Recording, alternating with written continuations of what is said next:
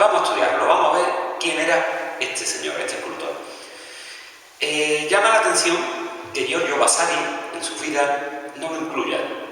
Y se ha pensado que podía ser por celos, no de él, no de Vasari, sino por la amistad de Vasari con Miguel Ángel y bueno, la posible competencia, rivalidad que hubo entre Torrigiano y Miguel Ángel.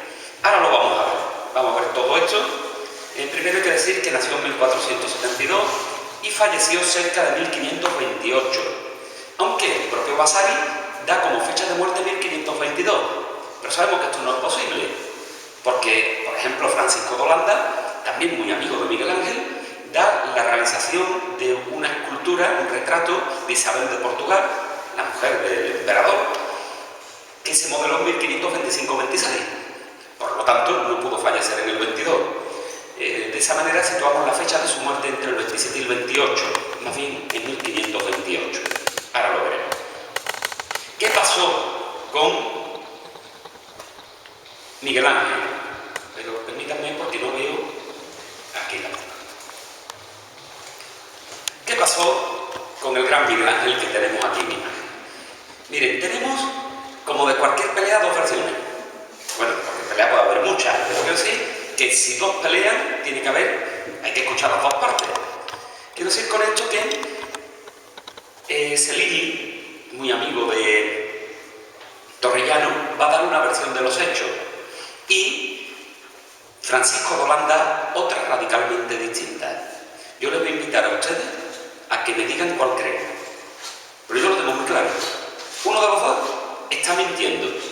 Y se puede, vamos mintiendo, está adaptando lo que pasó a la defensa y a poner bien a su amigo, cosa muy lógica. Pero hay datos objetivos para dudar de una de las dos versiones, se las doy.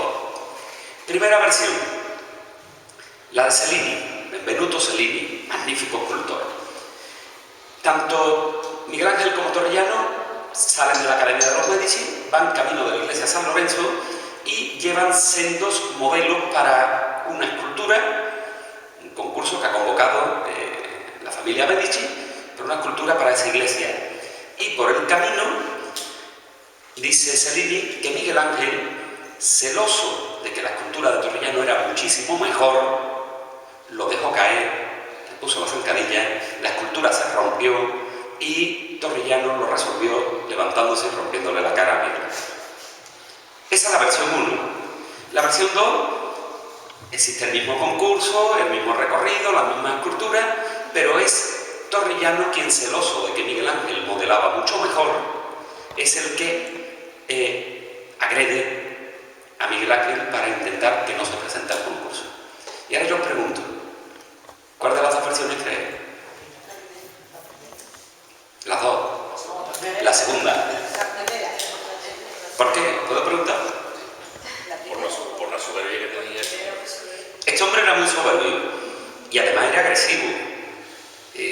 Bueno, encontró su salida cuando fue vetado por los Medici, ahora lo veremos, como soldado mercenario. Miren ustedes, por ideales no digo yo que no pueda luchar cualquiera, pero hacerte profesional de la lucha hay que tener un carácter determinado. Luego, era un hombre impulsivo y es probable que agresivo también. ¿Y la otra versión por qué? ¿Por qué es mejor la escultura de Torrigiano?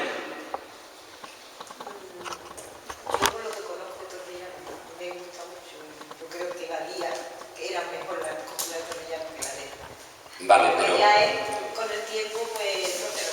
Pero ese no es un argumento objetivo, esa es una cuestión de gusto. La 23 años hace la que era Miguel Ángel, o sea, ni sabía esculpir.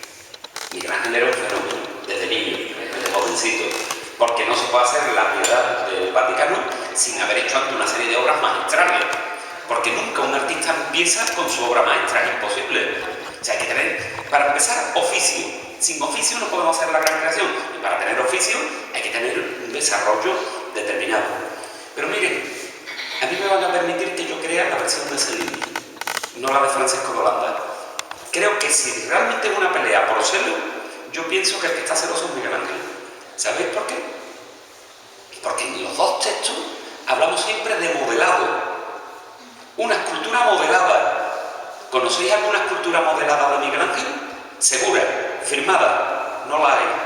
Miguel Ángel no era un modelador.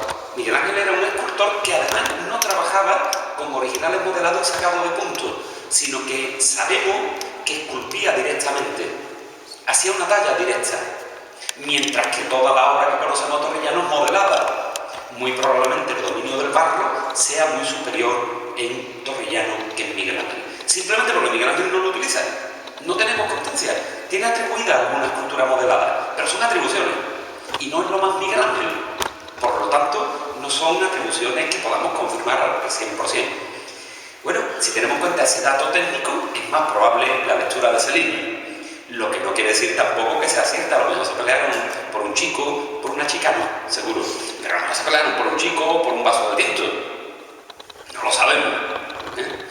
Pues bien, el caso es que, sea como fuere, Torrellano se levantó, le pegó un puñetazo y le modeló la cara para siempre al gran Miguel Ángel. Por ese motivo, vean la nariz rota que aparece en todas sus pinturas. Y miren, eso lo llevó también a tener que huir del círculo en el que estaba completando su formación, no artística, sino su formación intelectual. Esto es muy importante. Cuando hablamos de los Medici, Miguel Ángel se ha formado en la Academia de los Medici, o el propio Torrellano. Esto no es cierto. Ellos se han formado en el taller de un escultor. El caso Torrellano es el de Bertoldo. Pero además, los artistas italianos, sean escultores, pintores o arquitectos, no solo se forman en un oficio, sino que además se forman intelectualmente.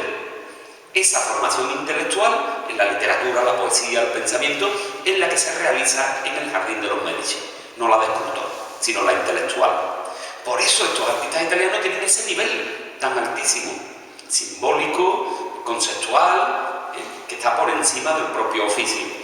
Claro, Torrellano sabe que le ha pegado al discípulo predilecto de Lorenzo el Magnífico, que va a ser castigado y huye de Florencia. Se va. Se va a ir a Roma, donde va a trabajar para Nicolás V, que tenemos en imagen. Esto es un cuadro de Rubens, muy posterior, pero nos permite ver la identidad del Papa. Y allí va a hacer ciertos trabajos decorativos para la residencia papal, trabajos que no se han identificado. Después va a trabajar para otro papa, aquí lo tiene, Alejandro VI, el Papa Borgia, y realizó una serie de relieves decorativos también para la Torre Borgia. Estos están localizados. Igualmente un retrato del propio Papa que no hemos identificado. Fíjense, porque estos son trabajos en piedra, trabajos en mármol. No me refiero al retrato, me refiero al trabajo decorativo. Es claro que aunque sea un modelador, también esculpe. Del mismo modo que antes o después aparecerá una escultura modelada de Miguel Ángel, aunque no sea lo frecuente. Está claro que la formación es amplia, no es limitada a la de estos artistas. Pronto se va a ir también de Roma. Bueno, su carácter, ya digo, lo va a llevar a entrar en continuas disputas. Pero antes va a trabajar en la iglesia de Santiago de los Españoles, Roma, iglesia que tenemos en imagen, y donde pues va a convivir con este ambiente refinado, selecto, sumamente intelectual que vemos en imagen. Bueno, ya han visto esa capilla mayor, es casi una exedra romana. Miren, ese presbiterio funciona como toda una exedra. Pero pronto, ya digo, tiene que dejar este ambiente refinado y recluirse como soldado en distintos conflictos bélicos en Europa. Así va a llegar a Amberes, invitado por Margarita de Austria, y después estará hacia 1485 en Siena, donde interviene en este retablo del Duomo, un retablo de Andrea Bregno, y para el que va a ser una imagen de San Francisco, imagen que yo no consigo identificar aquí. No sé si es que ha sido sustituida o es que la imagen de San Francisco iba por delante o iba... no lo sé. Pero el caso es que está documentada en la intervención de Pedro Torrellano en esta obra anterior a su propia producción. Y así, un nuevo conflicto lo va a llevar a Inglaterra. Y en Inglaterra va a desarrollar la mayor parte de su carrera. Y fíjense, es muy curioso porque Inglaterra, recuérdenlo, es uno uno de los abanderados de las reformas protestantes. No lo podemos incluir en el protestantismo debido a la peculiaridad y al vínculo directo con la monarquía de esa reforma. Pero lo que sí está claro es que es un foco que se opone y que se separa de Roma. Pues allí Torrigiano desarrolló todo su arte, el repertorio formal que venía trabajando y su línea estilística florentina, pero también tiene que desarrollar un naturalismo muy acusado, muy acusado, y se tiene que acercar en ciertos perfiles y planteamientos formales, en vez de a los sistemas de medidas del mundo clásico y de la antigüedad desarrollados en Florencia y traspasados a Roma por estos escultores, se tiene que basar en los alargamientos formales tardogóticos. ¿Por qué? Pues porque en Inglaterra el Renacimiento prácticamente no ha entrado.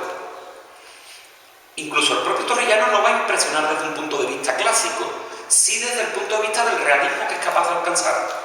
Y eso es lo que le van a pedir, una adecuación a los perfiles de ese arte tan peculiar del mundo indio. Miren, aquí tenemos un retrato de Enrique VII, que es del año 1507. Lo podemos ver, bueno, pues muy acomodado a la moda florentina, pues, aunque lleve las pieles del armiño y todos los lujos propios de la monarquía inglesa tardomedieval. Sin embargo, el peinado típico florentino, luego está proyectando las modas italianas en la corte inglesa. Por otra parte, el naturalismo es desconocido allí y sobre todo algo muy importante, la búsqueda del carácter, de esa mirada perdida, distante, elevada. A ver, ese sentido de la dignidad real superior a la del resto de cortesanos o a la del pueblo que distancia al monarca. Y miren bien, esa palabra, yo me voy a poner como el entrenador del Real Madrid con el equilibrio. Y cada vez que le preguntan equilibrio, y el del Barcelona igual, pues distancia. Es la palabra clave en Pedro Torrigiano. Muchas de sus esculturas, unas por la dignidad real, otras por ser parte de la nobleza inglesa, otras, como veremos en Sevilla, porque reflejan la divinidad, y la divinidad no es terrenal, sino sobrenatural, se van a distanciar. Y se distancian porque él se había formado intelectivamente en el Jardín de los Medici con el discurso por la dignidad humana de Marsilio Ficino y con las teorías de Pico de la Mirandola, en ambos casos teorías neoplatónicas que marcan dos puntos distintos, y dos máximos y dos mínimos, uno relativo, otro absoluto, que corresponden al hombre y a Dios.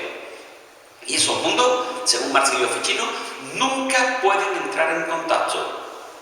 De ahí que haya una depuración de todo lo humano, despojándose de sus propias características para llegar, mediante una serie de anillos, a un nivel superior, en el caso del hombre, que sería lo mínimo humano. Mínimo humano, ¿por qué? Porque lo máximo humano es el hombre con todas sus miserias y sus necesidades, con todo de cuanto material tiene. Lo mínimo sería el despojamiento de todas esas condiciones y de toda esa problemática para alcanzar un estado lo más cercano posible a Dios. Bueno, Santa Teresa de Jesús, San Juan de la Cruz, no estamos hablando de nada que no se vaya a conocer con el tiempo en España.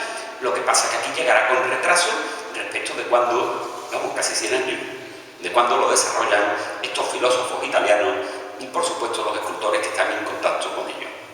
Luego, estos retratos muy reales, sí, y ahí conectan con lo inglés, muy humanos también, y ahí conectan con los florentinos. Recuerden que el manierismo romano en un principio no es más que el trasvase de artistas florentinos a Roma. Después será otra cosa, porque va a tener su desarrollo en función de las exigencias del propio Estado Vaticano. Pero en principio, la mayoría de los artistas que van allí son los grandes de Florencia.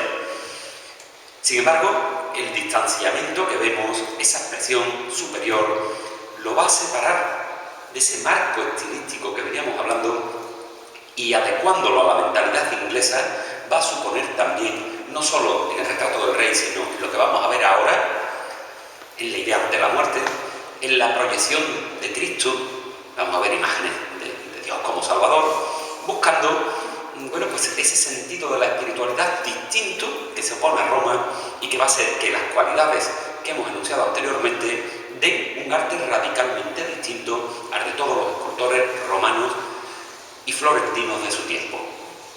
Vamos a verlo. Son esculturas todas ellas de una gran calidad técnica. Vamos a ver esta desde distintos ángulos. Mirenla aquí, está protegida en una urna. No podemos permitirnos el lujo de que pase como con la Piedad de Miguel Ángel. Estos barros, un martillazo formaría aquí, bueno, pues sería tremendo, ¿no? Hay que destacar otra cuestión importante. Miren, después ya analizaremos qué pasa con cómo se copian las obras de Torrellano. Y ya veremos cómo esas copias se hacen en tiempos, por ejemplo, en los que ya trabaja Martínez Montaña en Sevilla. Es decir, que va a haber un nexo directo si se está copiando Torrellano porque interesa. Y si interesa, es evidente que los escultores de ese momento lo van a asumir. ¿Por qué advierto esto? Porque vean esa policromía. Aquí no hay estofados. Aquí no intentamos sacar el gótico si busca una especie de estofado, pero otras muchas veces lo que hacen es en el propio relieve realizar los motivos de los tejidos o de los bordados. Lo podemos ver en Sevilla, por ejemplo, en el sepulcro de Lorenzo Mercadante de Bretaña, del cardenal Cervantes, como están todos los bordados de los ropajes perfectamente esculpidos. Luego, aquí no hay nada de eso. ¿Qué nos encontramos aquí? Una policromía naturalista, al óleo, y muy importante esto, y a punta de pincel. Es decir, que va a pintar el volumen como si fuese la superficie de un cuadro. De esa manera, los niveles de acabado son mucho más naturalistas que con los estofados o con las vejigas que se utilizan normalmente para pulir la superficie y darle un aspecto, como diríamos hoy día, aunque sea incorrecto el término, más fotográfico. No busca eso, busca la soltura. ¿Por qué? Porque esa soltura le va a permitir matizar las cualidades propias del modelado. Bueno, sistema que va a ser la base para la famosa policromía mate de Francisco Pacheco a finales del siglo XVI. Veanlo aquí desde otras perspectivas. Según vayamos cambiando, vamos viendo cómo esa identidad regia está siempre súper elevada. Miren, podemos ver los rasgos muy detallados, ¿verdad? El naturalismo es tan intenso que algunos de ustedes no van a resistir la tentación de hablar de realismo, aunque realismo en arte es otra cosa. Naturalismo es lo que se ve tal y como es. El realismo es la modificación de lo que es para que se vea como el escultor quiere. Luego, el realismo tiene modificaciones sobre el modelo natural. Pues bien, aquí no hay modificaciones. Esto sería una obra naturalista intensísima, de una veracidad extrema. Pero vean, el carácter no es mundano. La personalidad, la vitalidad recluida en sí mismo es la de aquel que se siente superior a los demás, que está en un nivel por encima del pueblo, como pasa con las monarquías en el siglo XVI y XVII. Bueno, y por la sonrisa de algunos, como ha pasado siempre. Pero es cierto que la dignidad real existe. La dignidad en el sentido de un porte superior. Tienen que ejercer de reyes. Bueno, todos lo hemos visto, ¿no? Cuando reyes actuales han llorado en un entierro, se ha destacado como muy humano porque se supera ese sentido antiguo que ya consideramos caduco de la dignidad. Pero está existiendo hasta hace muy poco. Torrellano, ya digo, lo capta excepcionalmente bien. Seguimos viendo otras perspectivas. Ya digo que es un retrato que vean. Según nosotros cambiemos, va cambiando su expresión. Bueno, como con cualquier persona. Yo estoy viendo a ustedes, no es lo mismo quien ojea desde un lateral que el que ojea desde el otro, el que ojea de frente. Fijaros bien, hemos tenido la Semana Santa hace unos días, ¿verdad?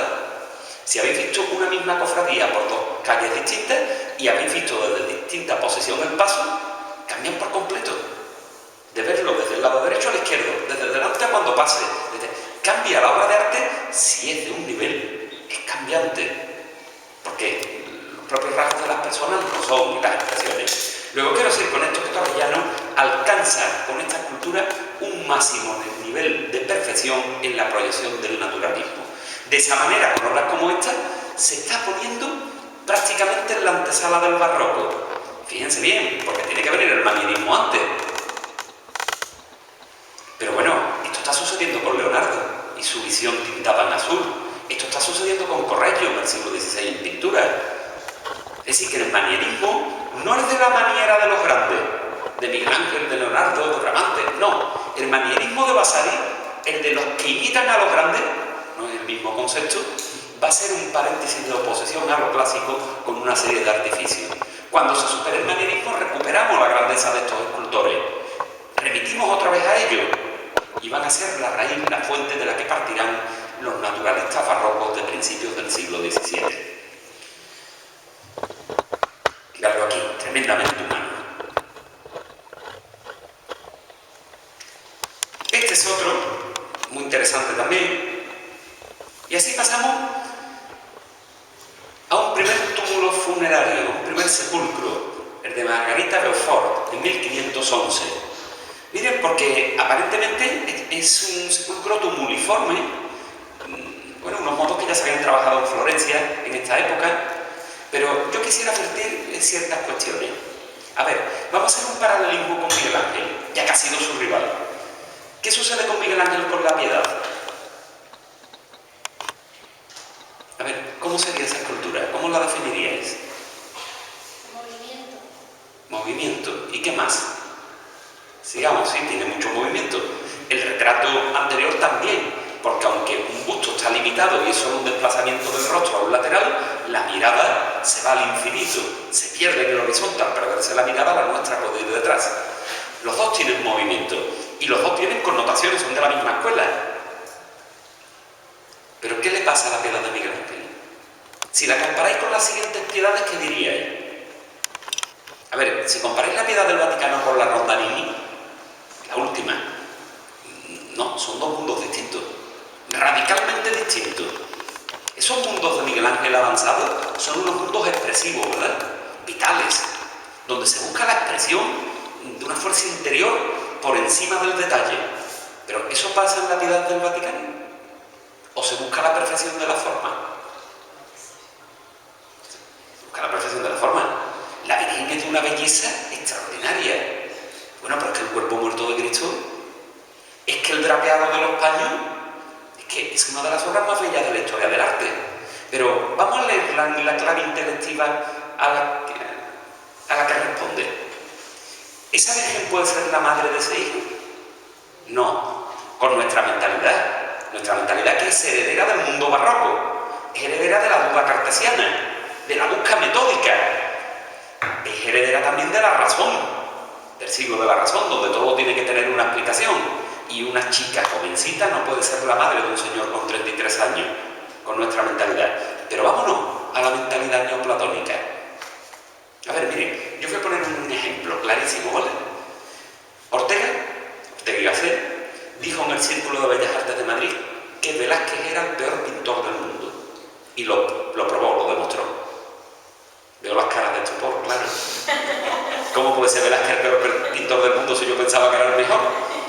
Pues bien, Ortega era un genio, lo probó. Convengan este razonamiento, porque ahora nos lo vamos a llevar a la piedad de Miguel Ángel y por lo tanto a ver las diferencias con el gran Torrillano, para que veamos cómo son dos artistas universales con personalidades tremendas, aunque partan de un mismo ambiente. Miren, convengan conmigo el razonamiento de Ortega. Si tomamos como cualidades óptimas para la pintura las cualidades del cubismo, el cubismo tiende a suprimir el espacio y traerlo al plano, suprimir el volumen y traerlo al plano también. Como estamos suprimiendo espacio y volumen, estamos utilizando distintos rayos centrales de visión para ubicar todos los elementos que antes estaban en la tercera dimensión que corresponde al hueco y al objeto inserto en este. Por lo tanto, estamos hablando de una pintura que tiende a la abstracción, que no establece elementos de la realidad visual, pero sí inserta los elementos que están en la realidad mediante unas claves intelectivas que nosotros tenemos que manejar. Luego, con ese razonamiento, la realidad visual de Velázquez lo pone en la antítesis. Es decir, que cuanto mejor pintor realista es Velázquez, peor pintor cubista es. Si Velázquez es el paradigma supremo de la pintura en hueco, tiene que ser el peor pintor cubista, que es el que suprime el hueco. Luego tenía razón Ortega. Velázquez puede ser el peor pintor de la historia si las normas que nosotros cogemos son las del cubismo. ¿Qué quiere decir esto? Ortega lo hizo para criticar a aquellos que estaban rechazando a la vanguardia. Miren ustedes no podían analizar la vanguardia con los criterios del arte académico. La tenéis que analizar con los criterios de la vanguardia. Pues lo mismo pasa aquí. ¿Es que todo el Renacimiento es igual? ¿Es que la búsqueda de la antigüedad cristianizada con el hombre como centro de todas las cosas es lo mismo que las tendencias neoplatónicas que defienden Marsilio Ficino y Pico de la Mirandola? No. Con las tendencias neoplatónicas y teniendo en cuenta la pureza de María, si María es pura, y esto no tiene nada que ver con su virginidad, como confunden algunos, si es pura es que ha nacido sin pecado. Si ha nacido sin pecado está libre de castigo. Si está libre de castigo no envejece. Por lo tanto, si no envejece, puede tener 60 años y tener esa cara y ese cuerpo. Esa es la mentalidad neoplatónica.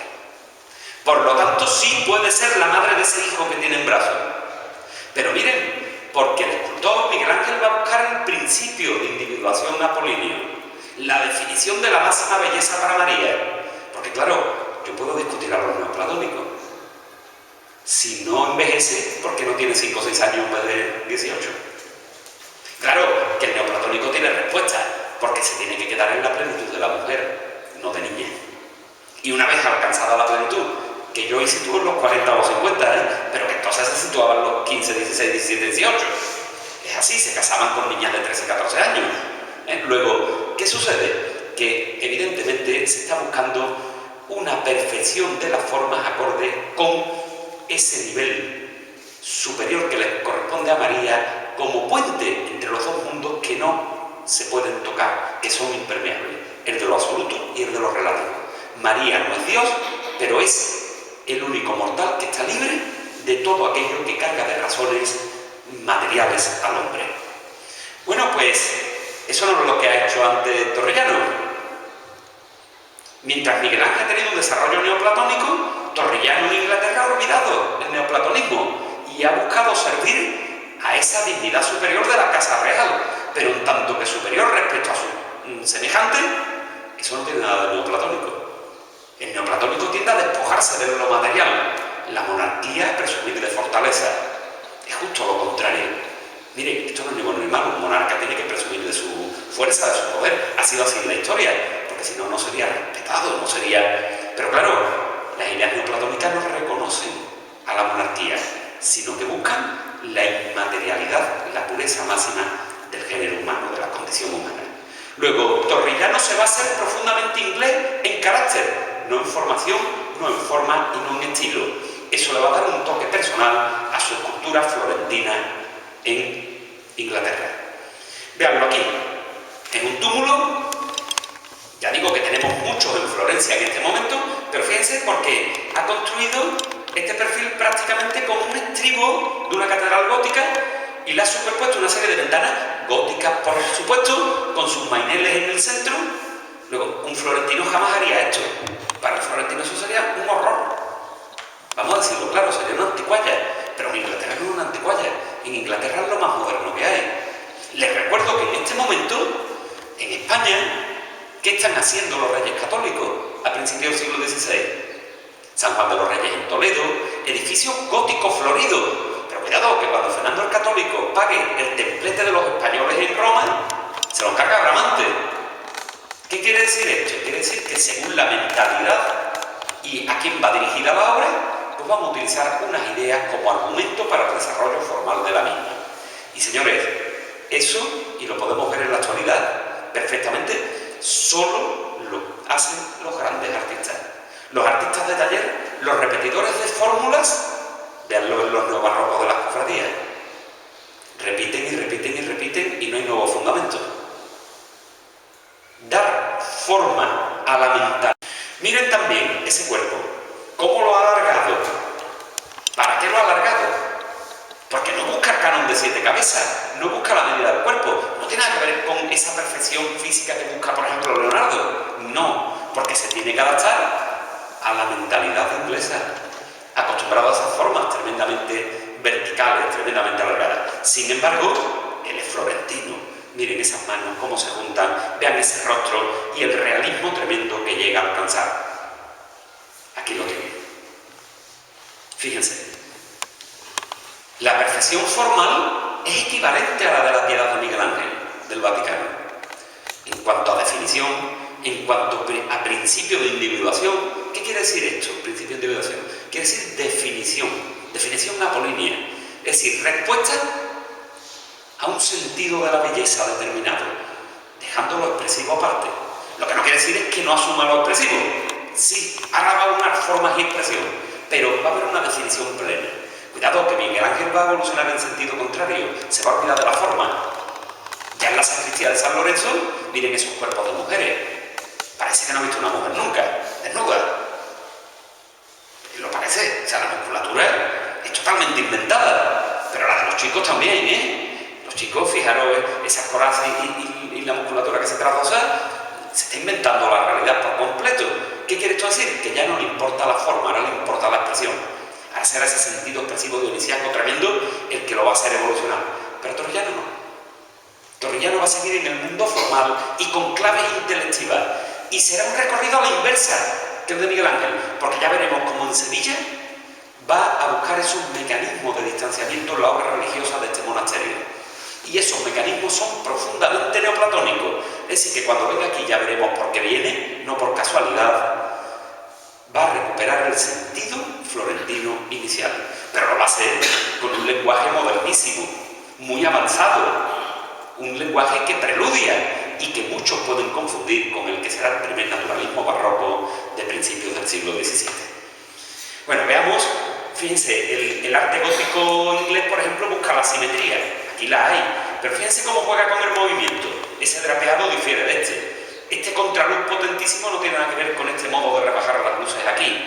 Este movimiento va variando, aunque tenga las inflexiones casi en un mismo nivel de altura. Luego va buscando el qué, adaptar el prototipo inglés al sentido del movimiento dinámico propio del manierismo, del manierismo todavía no, del renacimiento avanzado florentino. Vamos a ver, fíjense el perfil. Bueno, miren, el bronce, estos escultores lo trataban, ya Donatello hacía auténticas exhibiciones técnicas con el bronce, hasta el punto que Donatello llegaba a trabajar un bronce llamado pobre, que es un bronce muy denso. ¿Para qué? El bronce denso, cuando entra en el molde, ¿qué es lo que hace? Que no llega a todos sitios. Donde no llegue, deja pompas. Esas pompas él las utilizaba como accidentes naturales para, con una técnica mixta, es decir, cogiendo después cincel, esculpir en superficie y animar, aprovechar el azar para animar la imagen. Es decir, para romper los perfiles tan delimitados que tenían pues todos los demás escultores florentinos, que digo yo, un Mino da Fiesole, un Desiderio Settignano, escultores de una belleza extrema, pero todos eran bellísimos trabajando. Él quiere romper esa belleza y buscar un punto expresivo superior. Precisamente él, que es el rey de la belleza, Donatello. Pues bien, esos bronces, fíjense cómo se tratan aquí, cómo tienen cromados dorados, cómo igualmente se buscan, vean el estampado de la almohada, se busca un efecto de policromía parecido al de los antiguos estofados, que se van a renovar en esta época también y que en España serán imprescindibles. Luego, es un escultor muy avanzado, y vean el rostro de la señora, un rostro con un naturalismo de nuevo acusadísimo, con unas líneas muy marcadas, en este caso reflejando la muerte, claro. De nuevo, el sentido cambiante. Según donde nos vayamos, aunque sea un cadáver, va cambiando. ¿Y por qué va cambiando? Insisto, porque el naturalismo está basado en las relaciones orgánicas del cuerpo. Es decir, en la relación que tiene un músculo con el siguiente. Y el desplazamiento de uno con el conjunto del que forma parte. Todo ello velado bajo la piel. Fíjense que da la sensación de que podemos pellizcar esta cara, que podemos levantar la piel. Cojan ustedes muchas esculturas. Vuelvo a insistir, las hemos visto hace unos días en Semana Santa en la calle. Hay esculturas donde los golpes de Cuvier prácticamente sacan el músculo, como si estuviese fuera, es decir, vemos la madera o veríamos la piedra si fuese piedra. Aquí no la vemos nunca. Aquí siempre el efecto velado bajo la piel. Eso solo está al alcance de Miguel Ángel, de Torrellano, de Bernini después, y de un español, de Martínez Montañés, en madera. Bueno, pues esa relación orgánica es la que hace que la escultura tenga muchas vistas. Si no la hubiera, una relación orgánica, veríamos siempre unas referencias que son las que marcan la identidad de la imagen. Y tendría un solo punto de vista satisfactorio, porque no respondería el cuerpo a la realidad del mismo. Y por lo tanto estaríamos hablando de un artificio plástico que sería el que daría la norma visual. Bueno, lo podemos ver con las esculturas menores. A ver, yo no quiero decantarme por nada, y menos cuando estamos hablando de Torrellano, de otros artistas. Pero cojan ustedes al Señor de Pasión en Sevilla, mírenlo desde donde quieran, que siempre será humano. Cojan cualquier otro, el que sea, digo bien, el que sea. Como le cambie por punto de vista, se ve que es una escultura. Pierde la condición humana. Así de claro. Sin embargo, el Señor de Pasión no la pierde nunca, porque hay esa relación orgánica. En los otros no la hay. Hay otras virtudes, cuidado. No estoy comparando calidades artísticas, estoy comparando planteamientos conceptuales. Va a realizar allí también este otro tipo de sepulcro, el del Dr. Young, en 1516. Muy interesante. El sistema de arcosolio es italiano y el elemento tumuliforme también, aunque lo ha simplificado al máximo. Vean, no hay absolutamente nada de la parafernalia habitual en el mundo florentino. Es decir, no hay escudo, no hay imágenes de victorias, no hay putis, no hay elementos simbólicos a la vida o a la muerte, no hay absolutamente nada. Eso sí, dentro del arcosolio, un solo elemento, el Salvador, acompañado por dos querubines que representan a una corte angelical que tampoco representa.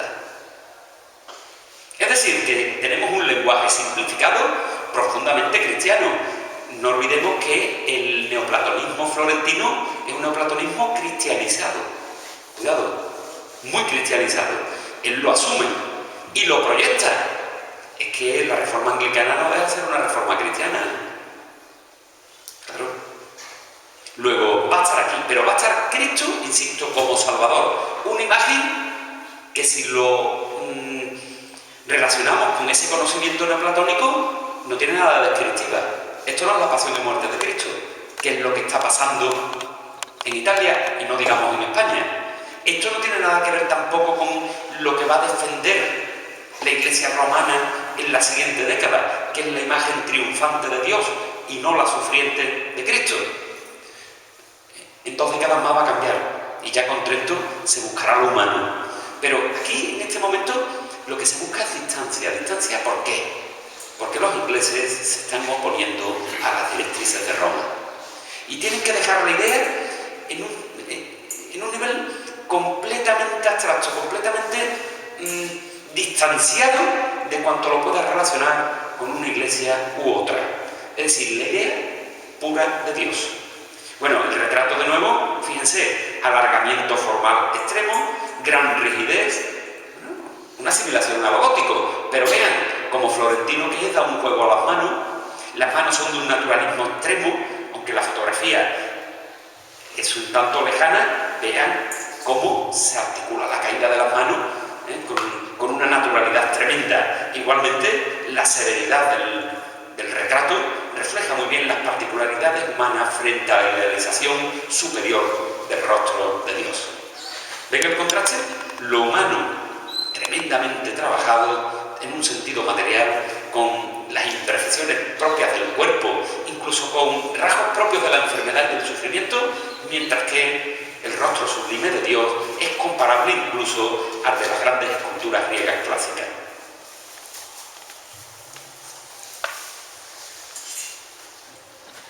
Y así llegamos al sepulcro de Enrique VII en 1517. De nuevo, tumuliforme, en este caso no en talud, como otros grandes artistas italianos, sino con un alzado en vertical, incluyendo la heráldica entre putis que se convierten en querubines, son niños alados, igualmente con una serie de tondos laterales que remiten al arte florentino, sobre todo en las combinaciones de santos por parejas o en tríos, y en la parte superior un efecto teatral.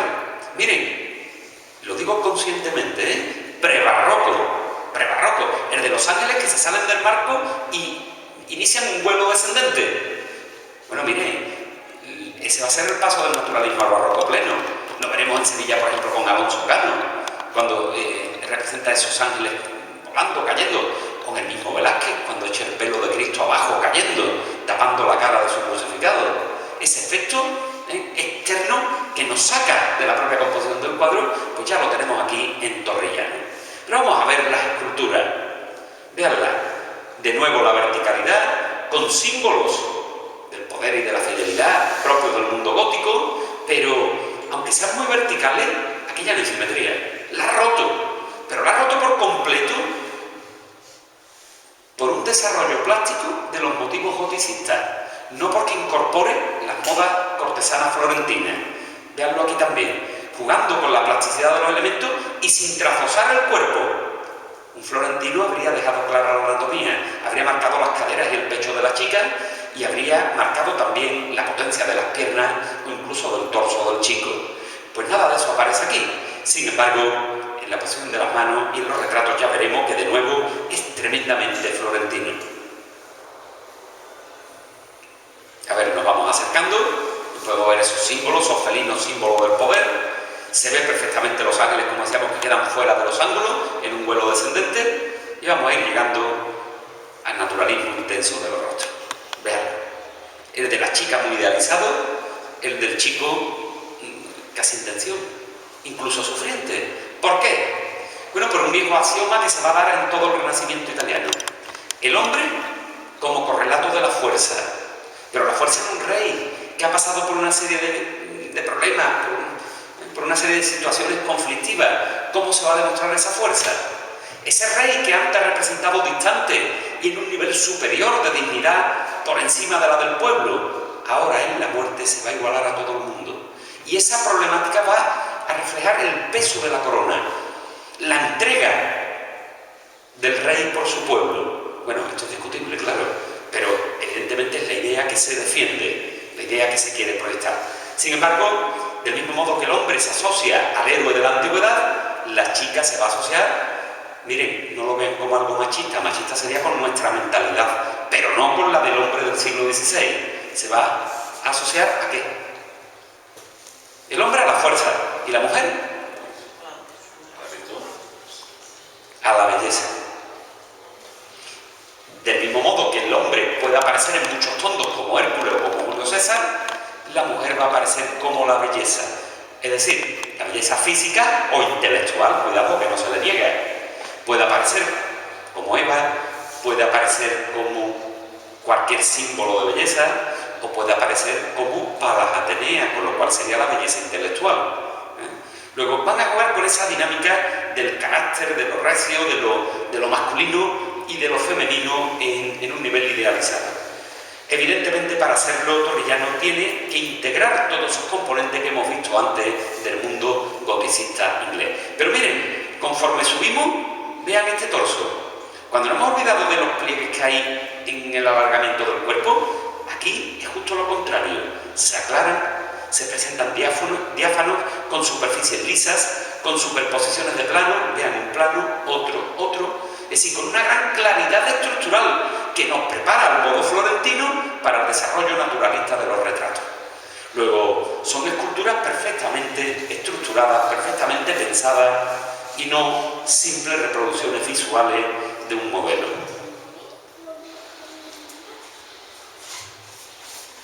Vean aquí esos rasgos ya muertos del monarca. O de la reina, que según nos movamos, vean la idealización que teníamos antes, torna ahora en qué? En ese carácter demacrado, cadavérico, que no veíamos desde el frontal. ¿Se dan cuenta qué sentido cambiante? Tremendamente cambiante la escultura de Torrigiano. Lo que quiere decir es que tiene un organicismo superior, solo al alcance de los grandes creadores de todos los tiempos. Vean, de nuevo la idealización, según las perspectivas, cada extremo. Y estos son los relieves. Relieve, a ver, miren, en Sevilla va a haber anteriores a esto unos tondos similares. ¿Los recordáis dónde? Santa Paula. Sí, señor. En el monasterio de Santa Paula, en la portada, esos relieves están hechos probablemente por un escultor sevillano llamado Pedro Millán, al modo florentino, pero el de la clave del arco es un relieve del taller de Andrea de la Robbia, que trae aquí el ceramista Francisco Niculoso Pisani. Claro, instala el italiano en la clave y encarga a semejanza del italiano el resto a un escultor local. En todos ellos tenemos los santos por parejas y en algunos en trío. También los relieves de Juan Bautista Vázquez el Viejo, muchos retablos castellanos, son... Bautista Vázquez el Viejo tiene una formación muy clara sansovinesca, es decir, florentina, son también con santos en trío. Santos que a lo mejor no han tenido relación ni son de la misma cronología, pero que se van a asociar por sus virtudes en un mismo tondo. Eso es tremendamente, como decíamos, italiano, muy florentino avanzado, ya de la época de finales del siglo XV y de principios del XVI. Bueno, aquí tenemos un contrapunto clásico en este San Jorge, y vean el San Antonio, mucho más naturalista y buscando la expresión, esa expresión que va indicando el sentido de la evolución de la escultura de su tiempo. Igualmente Torrellano hizo numerosos retratos, también en Inglaterra, como este de John Cole, retrato donde de nuevo los rasgos físicos indudablemente mucho más expresivos. ¿Por qué? Pues porque estamos ante un escultor, perdón, ante un modelo vivo. Y el modelo vivo tiene vitalidad, tiene un impulso interior, no es lo mismo que un muerto. Igualmente, vean cómo trabaja las superficies lisas.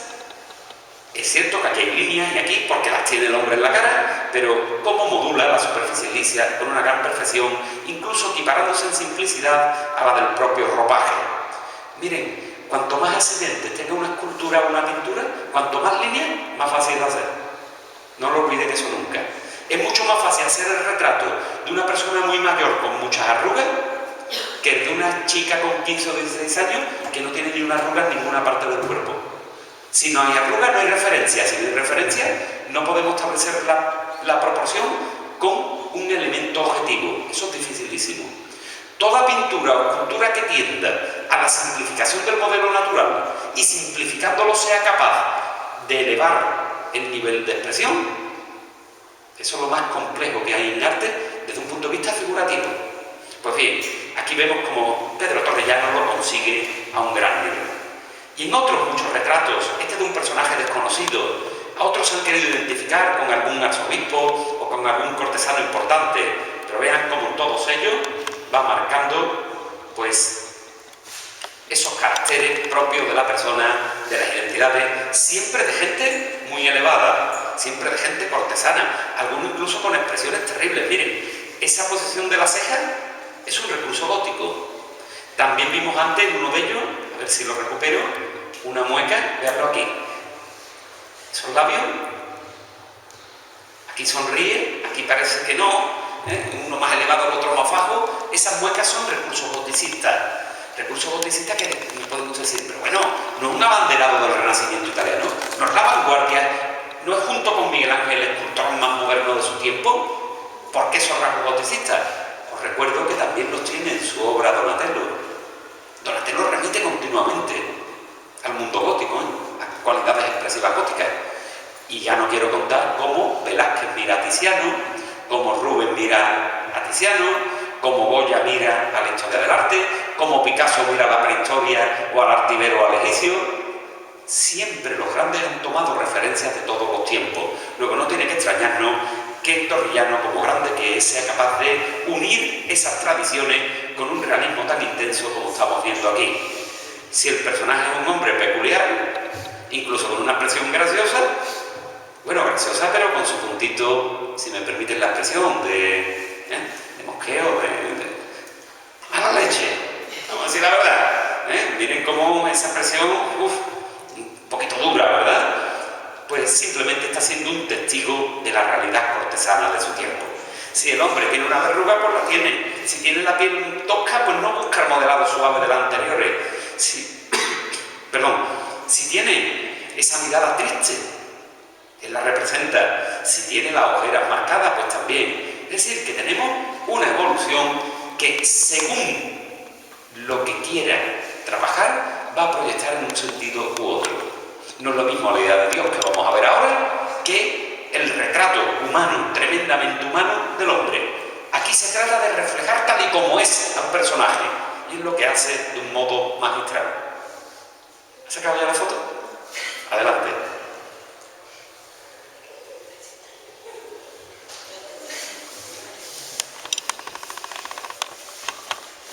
Bueno, tardan un poquito porque pesan, porque tienen definición y pesan. Así decíamos que íbamos a ver una serie de imágenes de Dios. Miren, estoy evitando la palabra Cristo. Es adrede. De Dios, el Salvador. No hay ningún rasgo pasionista.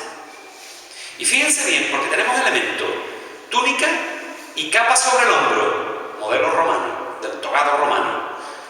Pelos con una serie de rizos, buscando ciertas tensiones muy propias de las tradiciones góticas, tanto del norte de Europa como del mundo inglés. Pero miren cuando llegamos al rostro. La humanización es tremenda, pero una humanización, cuidado, es Dios. ¿Recuerdan la idea neoplatónica?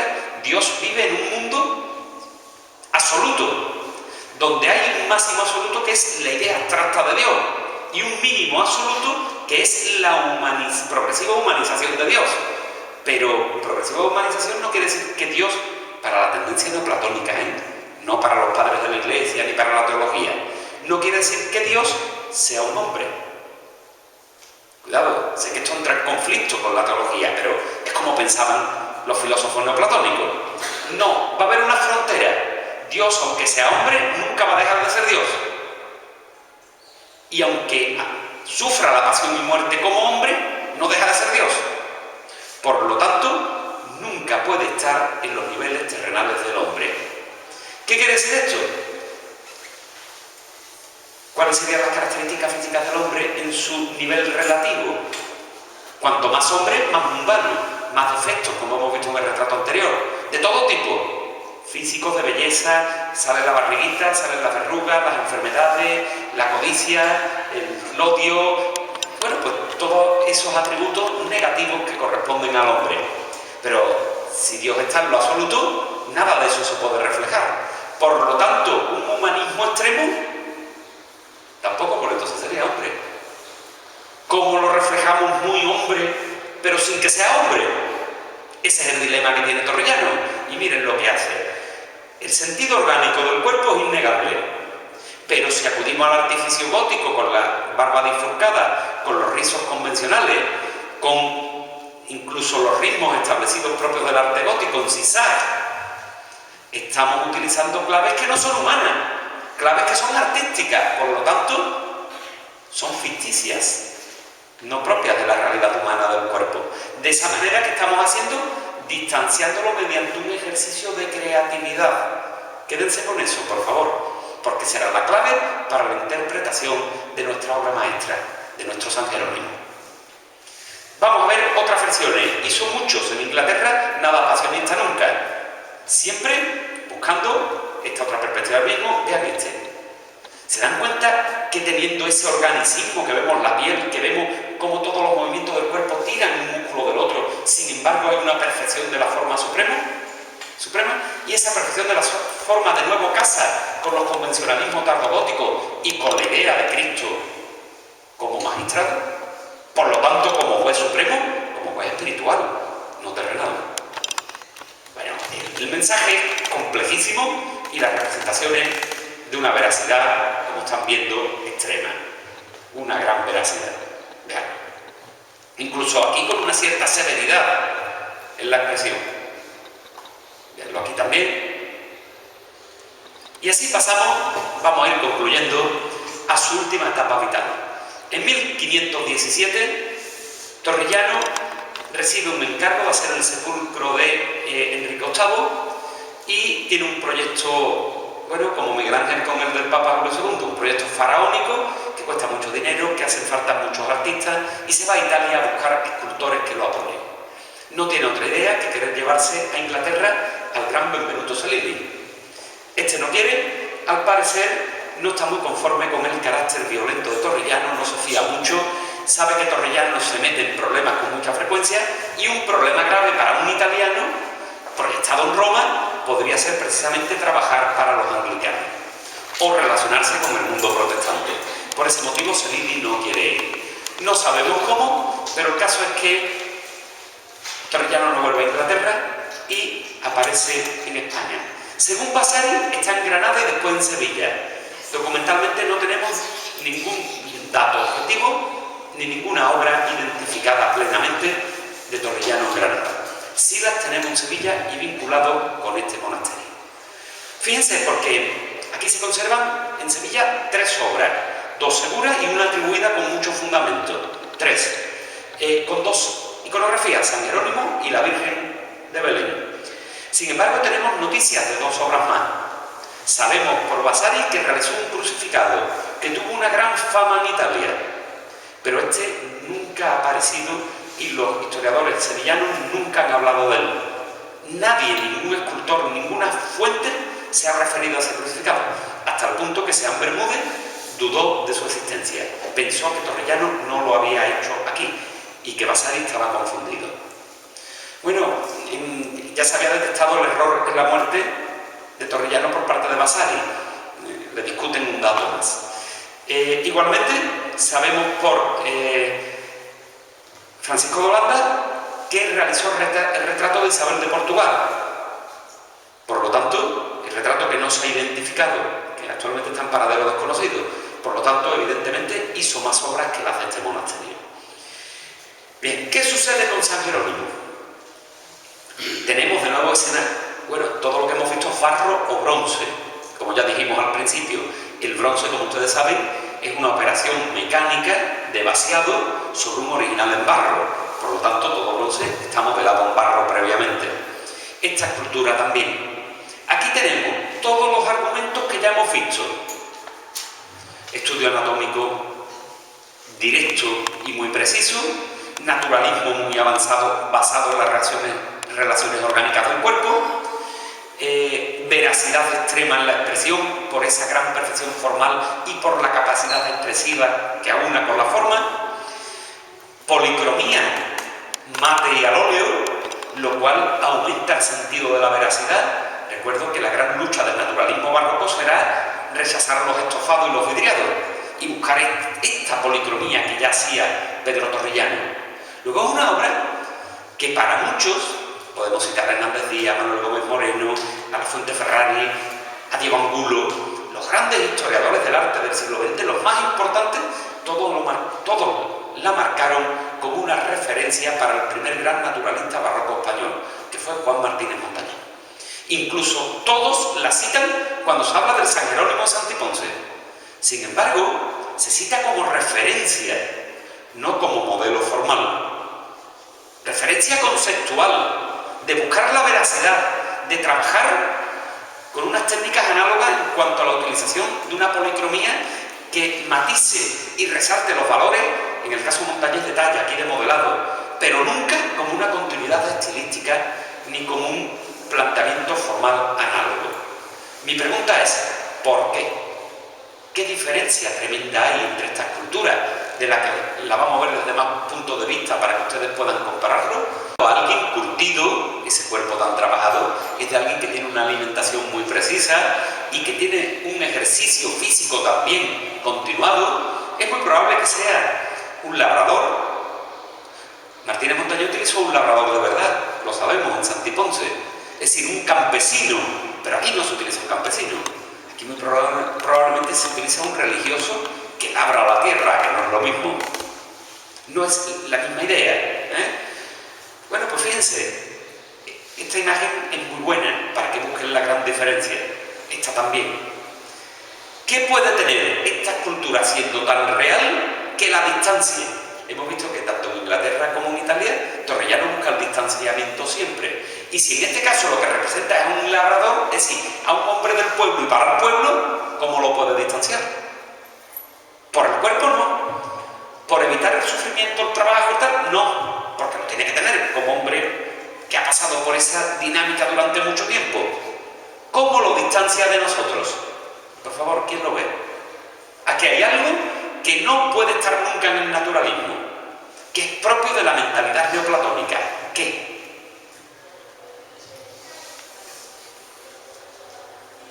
¿No lo cogéis? Venga, sí, seguro que algunos lo estáis pensando.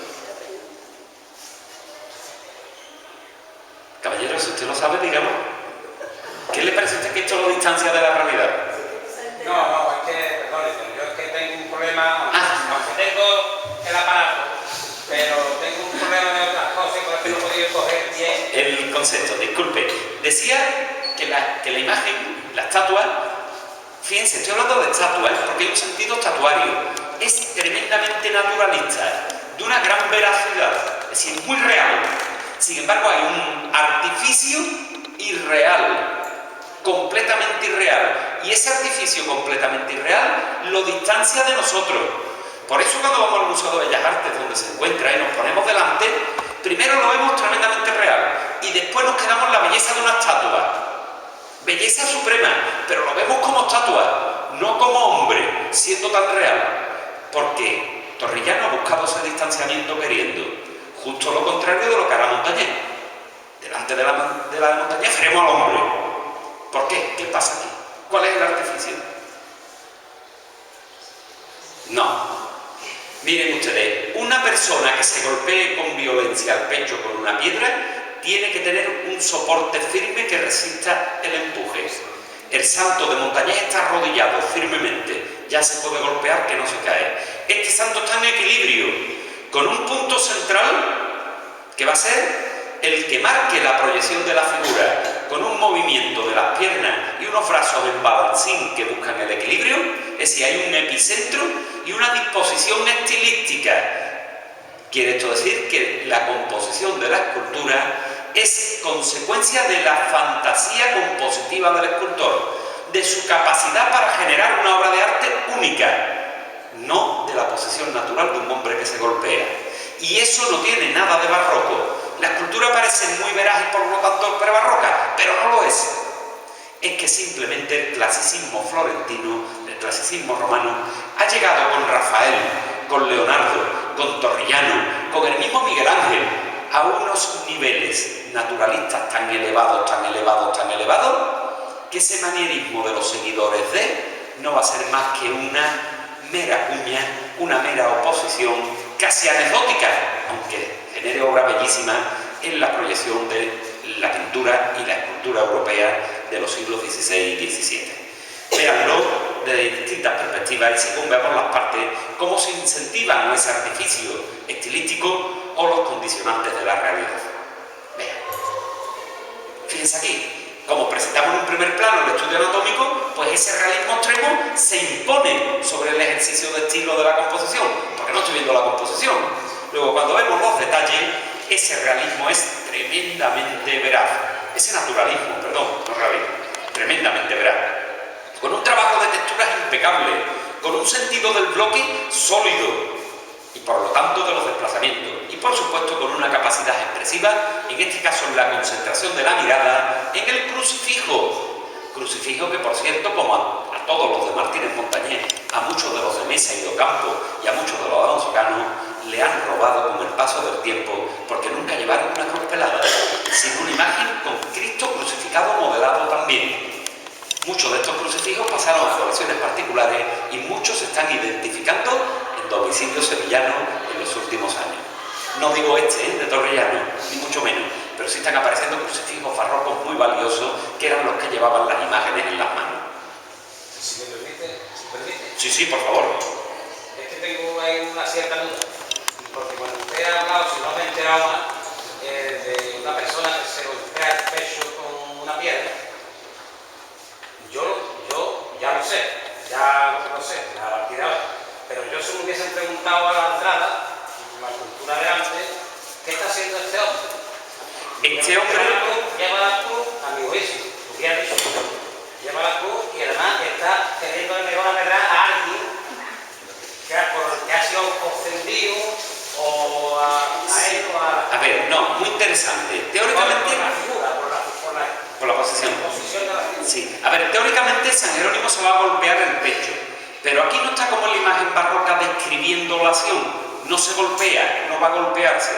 Aquí está en una fase intermedia de la misma, de tal manera que esa fase intermedia lo que destaca el escultor es, por una parte, su capacidad compositiva en el ejercicio estilístico, distribución de volúmenes, brazos, balancín y tal, y por otra parte, proyectando en primer lugar, fíjense bien, la mirada en el crucifijo.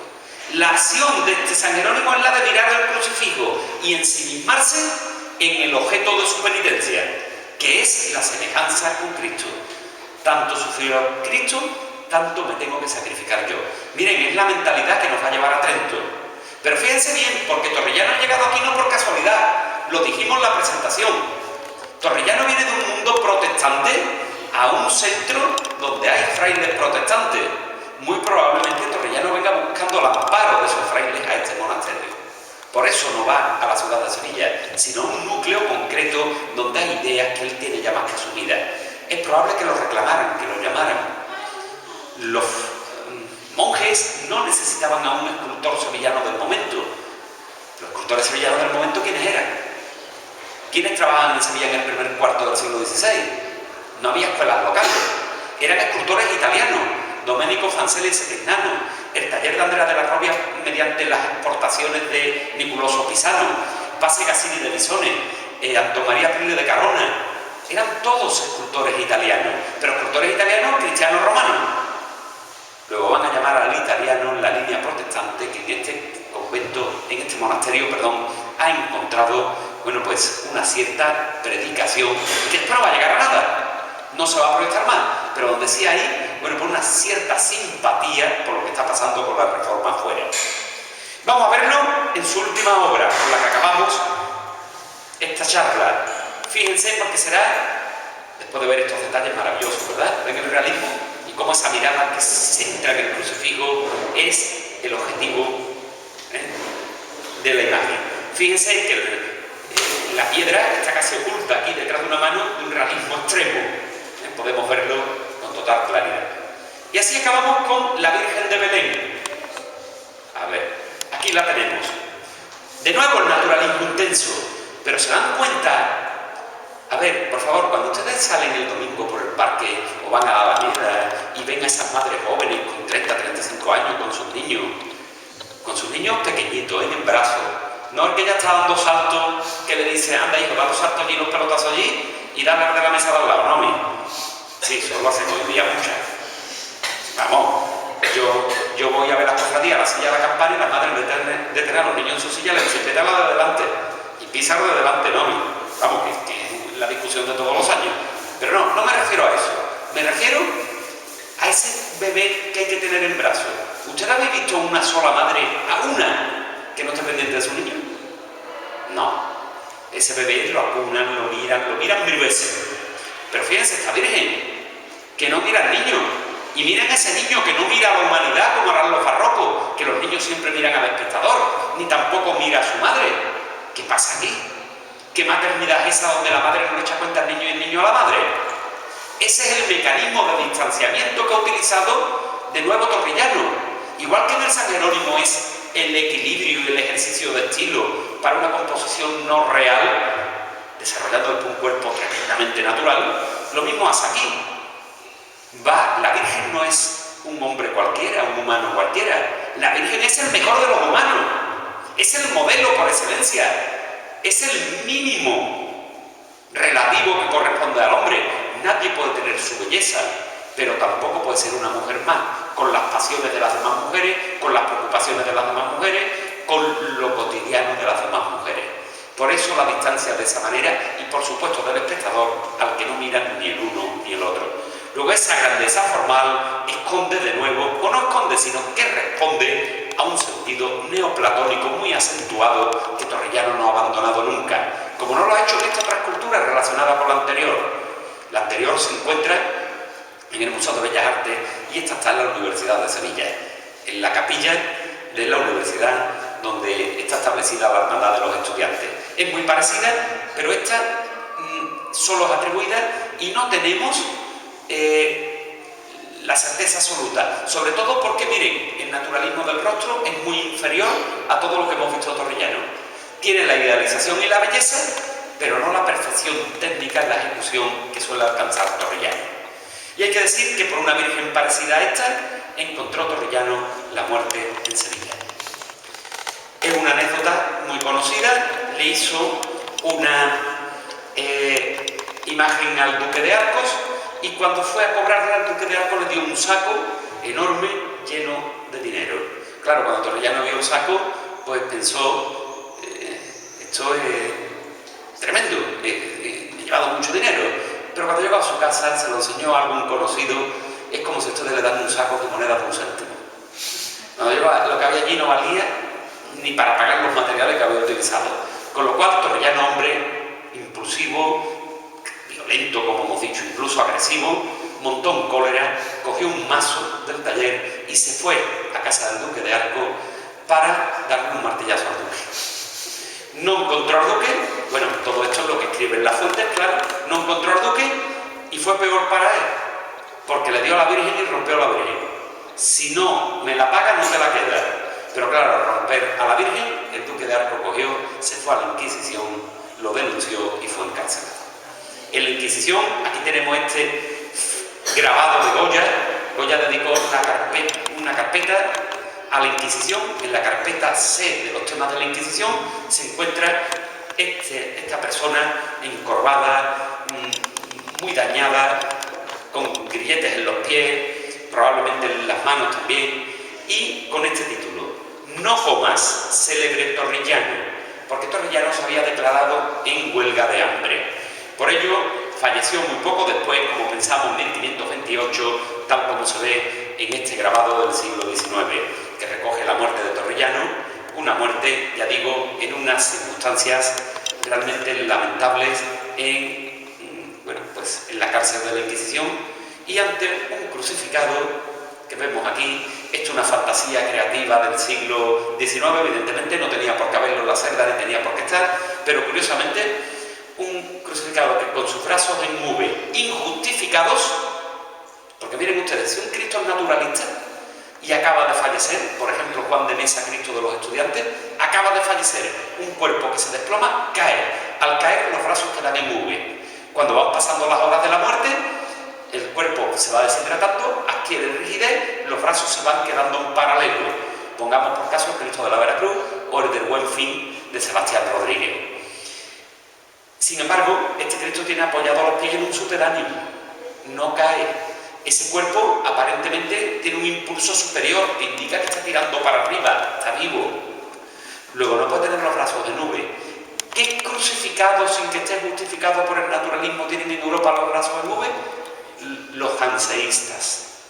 Luego, el grabador, el pintor que haya hecho este grabado del siglo XIX, está jugando con la simbología de ciertas oposiciones, es decir, está diciendo que Torrellano muere en la cárcel de la Inquisición porque en el fondo era un hombre que venía del mundo protestante y que va a desarrollar las teorías neoplatónicas distanciándose de la realidad, no solo física, sino también de la realidad de Roma. Bueno, creo que en realidad quien fallece es uno de los escultores, como hemos podido ver en su obra, con este realismo intensísimo, uno de los escultores más importantes del Renacimiento italiano, uno de los escultores más importantes de Sevilla y una gloria de este monasterio de San Jerónimo. Muchísimas gracias.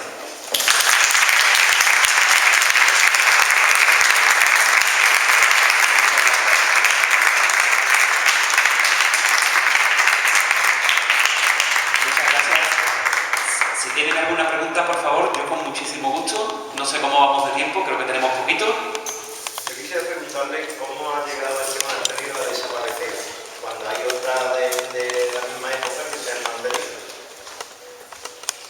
Eso es complicado. ¿Como un terremoto? No, bueno, aquí afectó, un terremoto que afectó mucho, incluso uno reciente, que deterioró bastante la banda que está justo al lado contrario del que estamos nosotros ahora mismo. En Sevilla, además, ha habido varios terremotos históricos importantes. Hubo uno en el siglo XIX, otro en el XIV, otro en el XVIII. Bueno, el de Lisboa llegó aquí, los efectos. Pero no, los grandes monasterios de Sevilla desaparecen todos. No es este el único. Desaparece la Cartuja, los cartujanos, desaparece San Isidoro del Campo y San Jerónimo de Buenavista. De Buenavista, perdón. ¿Qué es lo que pasa? Que cambia el sentido de la religiosidad. Cambia también el contexto social, cambia la economía de la ciudad. Ahora mismo están desapareciendo los conventos femeninos sevillanos. El de Santa Clara se ha cerrado hace muy poco, porque tenían 4 religiosas, la más joven con 80 años, y una superficie que no podían mantener.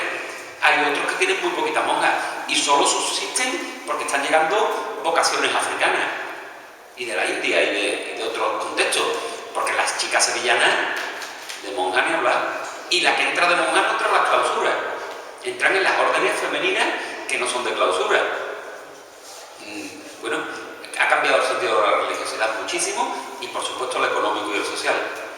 Igualmente antes había instituciones religiosas, bueno, las mendicantes de que vivían.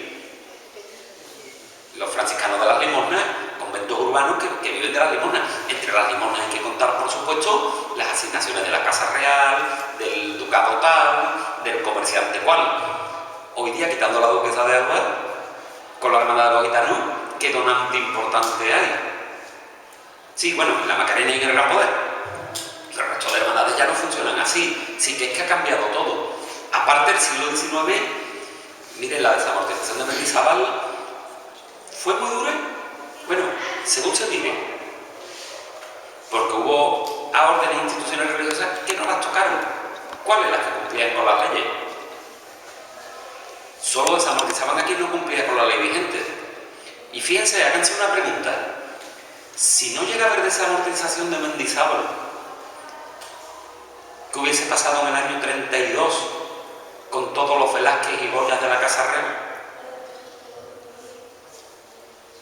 Estarían en Roma y vendidos. La desamortización también sacó las obras de la Casa Real como patrimonio de todos los españoles. Luego la desamortización no fue tan negativa. Eso sí, como hubo órdenes que no se pudieron adaptar a los tiempos, lo sufrieron mucho. Evidentemente fue negativa para ellas. Aquí se dieron un cúmulo de circunstancias, muchas circunstancias adversas, muchísimas. Bueno, y en la actualidad ya sabéis lo dificilísimo que es mantener, una vez que no tiene su función original, un edificio de estos. Está claro que hay que buscarle una función. El edificio que no esté en uso, edificio que se cae. Hay que buscarle una función. Esto es un patrimonio riquísimo y con iniciativas como esta, indudablemente, y poniéndolo en valor para los vecinos del sector, bueno, y como veo para todos los sevillanos, indudablemente, poniéndolo en valor, se mantendrá, seguro. Y eso es lo que le pasó en una época determinada, que las órdenes pues, no lo pudieron poner en valor, pero no a los edificios, a ellas mismas, y van a ir desapareciendo. Una pregunta. Dígame. Referente al escultor, ¿el taller dónde lo podría tener? ¿En el sitio donde se ubicaba? Por ejemplo, aquí en el monasterio. Esa pregunta es tan interesante como difícil de responder. Solo hay dos modos de trabajar. Tened en cuenta que tenemos una sociedad medieval en Sevilla. Esto ya lo conoce Torrellano de Inglaterra, porque la sociedad inglesa es profundamente medieval en aquel momento, no tiene las ideas italianas avanzadísimas y por lo tanto una sociedad gremial. Torrellano no puede abrir un taller sin pasar el examen. Solo con el examen de maestro le permiten abrir tiendas públicas. Bueno, miréis, ustedes diréis, pero ¿cómo va a ser eso si es un fenómeno? Bueno, pues si Daniel es un fenómeno jugando al fútbol y quiere entrenar a un equipo y como no tiene el carnet, no lo dejan. Y lo han denunciado para que no entrene. Y le han tenido que poner a un hombre con carnet al lado. Esto va a pasar aquí también. Viene un escultor como José de Arce y no puede abrir tienda pública, no puede abrir taller. Como no quiere pasar la maestría, lo mismo que Zidane con el fútbol, porque dice que él está cualificado y que no va a ponerse a estudiar como un niño, ¿qué es lo que hace? Se mete en el taller de los Rivas. Luego él no puede contratar en principio, sino que contratan los Rivas y ahora los Rivas lo subcontratan a él. Lo mismo pasa con Pedro Roldán cuando llega en 1648. Entra a trabajar con los Rivas hasta que ya adquieren la capacidad y pueden abrir su taller. Luego tiene que trabajar con alguien o, como Velázquez, donde la ley no entre. Velázquez no firma ningún contrato en Sevilla, ninguno, y compró 5 casas. ¿Qué significa esto? Significa que le pagaban muy bien y que vendía la obra. ¿Pero dónde puede vender la obra sin contrato? Claro, sabemos, esto lo sabemos, está documentado, que era un miembro de la Academia de los Rivera. La Academia de los Rivera se funda a semejanza del Jardín de los Médici. Es decir, en la Casa Pilato, don Fadrique Enríquez de Rivera y sus sucesores van a establecer una tertulia literaria e intelectual en la que participan Juan de Mallara, Francisco de Rioja, Juan de Jáuregui. Cuidado que todo esto son el gobierno de Felipe IV con el tiempo, donde para Lope de Vega, Quevedo y Góngora están documentadas en sus visitas a la casa. Así que estamos hablando de un nivel intelectual, y miren, esto no es para casa, pero si Marsilio Ficino y Pico de la Mirandola eran importantísimos en el Jardín de los Médicis, yo os aseguro a ustedes que Quevedo y Góngora son mucho más importantes a la mentalidad de su tiempo que la de los dos neoplatónicos. Lo que pasa es que tenemos ese complejo permanente de no querer, no miren ustedes, la tertulia de los Rivera fue un centro intelectual de primerísimo orden universal. Hoy día no se empieza en ningún libro del mundo de estética, de historia de la estética, quiero decir, un manual donde no se empiece por Quevedo. Y en época Quevedo no había estética, es decir, que sería el pensamiento estético antes de la estética. O sea, importantísimo. Luego Velázquez vendía allí sus cuadros, él participaba en esa academia. Pero es que los Enrique de Rivera eran los adelantados del rey. ¿Cómo van a entrar los gremios a ver lo que se hace allí? Si son los representantes del rey, por lo tanto los que revisan las leyes del gremio. Bueno, pues el otro sitio donde no se revisan las cosas es en los monasterios, porque tienen jurisprudencia propia. Por lo tanto, puede estar el escultor en el convento como un fraile más, el fraile se va al campo, se va a la panadería, a la lavandería, y Torrellano modela. Perfectamente lo pudo modelar aquí. No lo sabemos, pero es posible. Eso fue lo que le pudo pasar a Martínez Montañés con la adoración de los Reyes Magos en el monasterio de San Isidoro del Campo. Estuvo allí un tiempo determinado para hacer las esculturas orales de Madre Bueno. Estoy de acuerdo con esa opinión, muy de acuerdo, porque creo que Martínez Montañés desaparece 2 años documentalmente. Sabemos por qué. Él se veía frecuentemente con una señora, el marido de la señora se dio cuenta. Yo solo he dicho que se veían, no sé por qué se ríen ustedes tanto. Pero el marido se dio cuenta, no le hizo mucha gracia, aquello acabó en disputa y en muerte del marido de la señora. Las leyes de la época permitían que cuando la afectada, la viuda o el viudo, o el padre o el hijo, es decir, el familiar directo de alguien de un homicidio, cuando éste retiraba la denuncia, desaparecía el delito. Hoy día no, que nadie tenga la tentación de quitarse del medio a nadie. Hoy día este va por oficio, no se libra a nadie. Pero en aquella época sí. Entonces Martínez Montañés desaparece 2 años. Y a los 2 años la viuda levanta la denuncia. ¿Qué quiere esto decir? Evidentemente que la ha compensado económicamente o que la vuelva a ver. Yo no sé qué es lo que pasa, pero el caso es que la viuda, o que estaba muerta del marido, pero que Montañés vuelve. ¿Dónde está esos 2 años? Ningún experto lo ha dicho, excepto María Elena Gómez Moreno, que piensa que esos 2 años están en Granada, porque no cree que Pablo de Rojas sea el maestro de Martínez Montañés, yo tampoco, por edad, porque son casi de la misma edad, se llevan 7, 8 o 10 años, muy poco, no parece factible. Sí podría ser el padre de Pablo de Rojas, el maestro de los dos, pero esa es otra historia. El padre de Pablo de Rojas, el gran Santo Rasis, y el gran Santo Rasis es muy amigo de Juan Bautista Vázquez el Viejo. Y no olvidemos que Martínez Montañés, aunque nacido en Alcalá la Real, Montañés es un apelativo de la montaña, él viene de Santander, su familia, y él es primo de Juan el de Oviedo y primo de Miguel Abán, sobrino, perdón, de Miguel Abán. Es decir, que él está relacionado con estos escultores castellanos de procedencia del norte de España, todos ellos. ¿Qué quiero decir con esto? Que María Elena Gómez Moreno piensa que en realidad sí hay una influencia de Pablo de Rojas sobre Montañés, pero una influencia madura, a partir de esos 2 años. Por eso se manifiesta en Santi Ponce y no antes. Yo tengo otra teoría. Yo creo que esos 2 años están en el monasterio San Isidoro del Campo Santi Ponce, porque en esa época va a aparecer una serie de esculturas tremendamente clásicas, pero clásicas no a los renacimientos, sino clásicas a lo griego. Y la escultura romana de Itálica, por 2 motivos, es muy griega. Vayan ustedes al Museo Arqueológico de Sevilla. Toda esa escultura es tremendamente griega.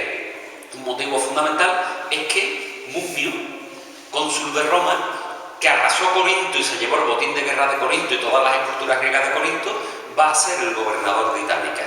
Y cuando un personaje público entra como municipio de una ciudad o como responsable, en este caso de una colonia, suele hacerle grandes regalos públicos.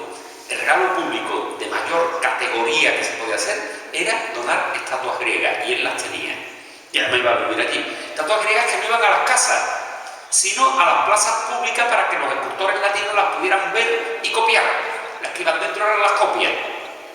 Luego, yo creo que Martínez Montañés ve todas esas estatuarias clásicas y por eso ese Cristo de la Clemencia no tiene nada de manierista, como han dicho en muchos libros. El manierismo es afectación, es codificación, es convencionalismo. Ahí no hay nada de eso. Ya lo advirtió Pérez Comendador, o Ángel de Bocangel mucho antes, que le dijo el discípulo andaluz, o en el caso de Pérez Comendador, es una obra digna de Praxiteles. Es tremendamente griego. Y el sudario recuerda a Damofón de Nicosura, en su Diana Cazadora del Museo Arqueológico de Sevilla. Está envuelto exactamente igual y con los mismos pliegues. El Niño Jesús del Sagrario es un contraposto griego. Y el Santo Domingo del Museo de Bellas Artes, ese brazo desnudo, Antonio López, el gran Antonio López, el pintor, dijo en una visita hace unos años, ese brazo está a la altura de todos los grandes clásicos de la historia. Se refería a los clásicos griegos. Luego, yo estoy convencido de que Martínez Montañés esos 2 años estuvo allí. Por lo tanto, ese es un método frecuente. Torrellano, que también tenía de qué esconderse por sus múltiples conflictos y por su apoyo al mundo inglés, que era un mundo excomulgado por el Vaticano, no puede establecerse en Sevilla, pero sí en un convento donde hay algunos frailes que lo pueden acoger porque lo entienden y porque están en contacto con ese mundo protestante europeo. El paralelismo es clarísimo. Montañés pudo estar allí, Torrellano pudo moderar aquí. Es solo una reflexión, evidentemente, pero que es factible. El tema del horno, para cocer esa pieza no tendría que existir, ¿no? En Sevilla había grandes barristas. De hecho, toda la tradición sevillana es de barro. Pero son hornos de alfares, no hornos escultóricos para meter una pieza de ese tamaño, como la metían. Bueno, más aquí, por todo lo que se ha dicho y porque tendría más facilidades para hacer ese trabajo sin parar otro tipo de producción. ¿Alguna pregunta más? ¿No? Pues entonces tenemos un concierto fabuloso Sí, que ya nos están esperando. que ya nos están esperando. No lo vamos a hacer esperar más. Muchísimas gracias a todos.